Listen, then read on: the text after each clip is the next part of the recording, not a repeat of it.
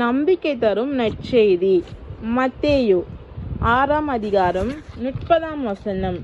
நம்பிக்கை குன்றியவர்களே, இன்றைக்கு இருந்து நாளைக்கு அடுப்பில் எரியப்படும் காட்டுப்புல்லுக்கு கடவுள் இவ்வாறு அணி செய்கின்றார் என்றால் உங்களுக்கு இன்னும் அதிகமாய் செய்ய மாட்டாரா?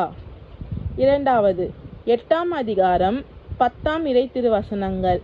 இதைக் கண்டு இயேசு வியந்து தம்மை பின்தொடர்ந்து வந்தவர்களை நோக்கி, உறுதியாக உங்களுக்குச் சொல்கின்றேன், இஸ்ரேல் யாரிடமும் இத்தகைய நம்பிக்கையை நான் கண்டதில்லை என்றார்.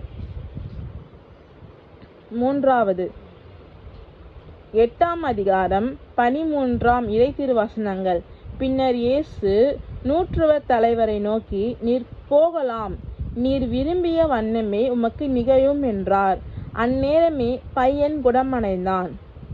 4வது 8ஆம் அதிகாரம் 26ஆம் இறை திருவசனம்.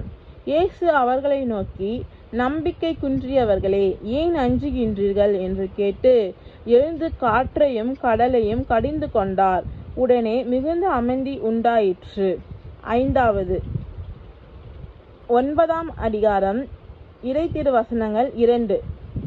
அப்போது சிலர் முடக்குவாதமுற்ற ஒருவரை கட்டிலில் கிடத்தி அவரிடம் கொண்டு வந்தனர். இயேசு அவர்களுடைய நம்பிக்கையைக் கண்டு முடக்குவாதமுற்றவரிடம், மகனே, துணிவோடிரு, உன் பாவங்கள் மன்னிக்கப்பட்டன என்றார். இன்றைக்கு நம்ம நம்பிக்கை தரும் நற்செய்தியில மத்தேயுவிலிருந்து ஒரு 5 அதிகாரம் பார்த்துக்கிறோம். இதை பற்றி நீங்கள் இன்னைக்கு தியானிங்க.